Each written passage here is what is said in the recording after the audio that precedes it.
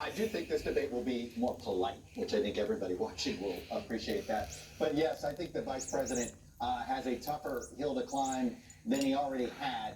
Number one, forget last week's debate. How about everything that has happened in the last 48 hours from the president's diagnosis? He's the head of the task force, and the president walked away from relief talks. I don't know how he can get off of the virus. That's his challenge tonight. But let me turn to NBC's senior Washington correspondent Andrew Mitchell for the flip side of that, which is, yes, Mike Pence is the head of the task force, which means he knows this issue inside and out. If anyone can defend the case for the administration, this is the one who can do it. Except that he is the head of the task force, which has been so widely criticized for its conduct for months and months. So I think he will be on the defensive. He's a very experienced debater, a former talk show host, and he'll be polite in going after Harris as well as Joe Biden. They are both skilled debaters, as we said. This debate is about to get underway. Let's turn it over to tonight's moderator, Susan Page. Good evening. From the University of Utah in Salt Lake City, welcome to the first and only Vice Presidential Debate of 2020, sponsored by the Nonpartisan Commission on Presidential Debates. I'm Susan Page of USA Today. It is my honor to moderate this debate, an important part of our democracy. In Kingsbury Hall tonight, we have a small and socially distant audience, and we've taken extra precautions during this pandemic. Among other things, everyone in the audience is required to wear a face mask, and the candidates will be seated 12 feet apart. The audience is enthusiastic about their candidates, but they've agreed to express that enthusiasm only twice, at the end of the debate, and now, when I introduce the candidates.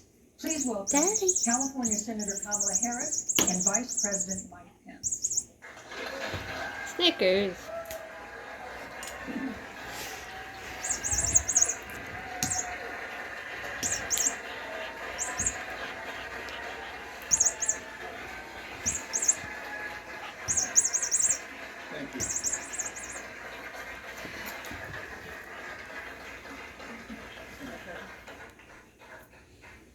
Where did Dolly go? Senator Harris and Vice President Pence, thank you for being here. We're meeting as President Trump and the First Lady continue to undergo treatment in Washington after testing positive for Get it, COVID-19. Snickers. We send our thoughts and prayers to them for their rapid and complete recovery and for the recovery of everyone afflicted by the coronavirus.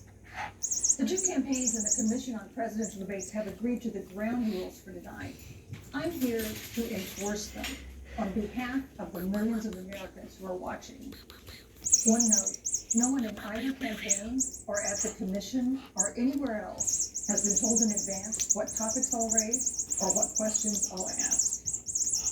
This 90-minute debate will be divided into 9 segments of about 10 minutes each. I'll begin a segment by posing a question to each of you, sometimes the same question, sometimes a different question on the same topic. You will then have 2 minutes to answer without interruption by me or the other candidate. Then we'll take 6 minutes or so to discuss the issue. At that point, although there will always be more to say, we'll move on to the next topic. We want a debate that is lively, but Americans also deserve a discussion that is civil. These are tumultuous times, but we can and will have a respectful exchange about the big issues facing our nation. Let's begin with the ongoing pandemic that has cost our country so much. Senator Harris, the coronavirus is not under control. Over the past week, Johns Hopkins reports that 39 states have had more COVID cases over the past 7 days than in the week before. 9 states have set new records. Even if a vaccine is released soon, the next administration will face hard choices.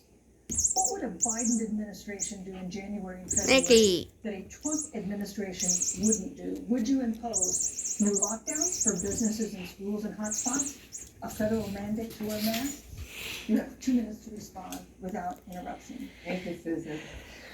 Well, the American people have witnessed what is the greatest failure of any presidential administration in the history of our country. And here are the facts. 210,000 dead people in our country in just the last several months. Over 7 million people who have contracted this disease. 1 in 5 businesses closed. We're looking at frontline workers who have been treated like sacrificial workers.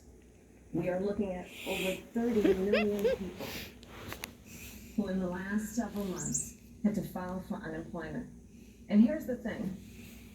On January 28th, the Vice President and the President were informed about the nature of this pandemic. They were informed that it's lethal in consequence, that it is airborne, that it will affect young people, and that it would be contracted because it is airborne. And they knew what was happening and they didn't tell you. Can you imagine if you knew on January 28th, as opposed to March 13th, what they knew, what you might have done to prepare?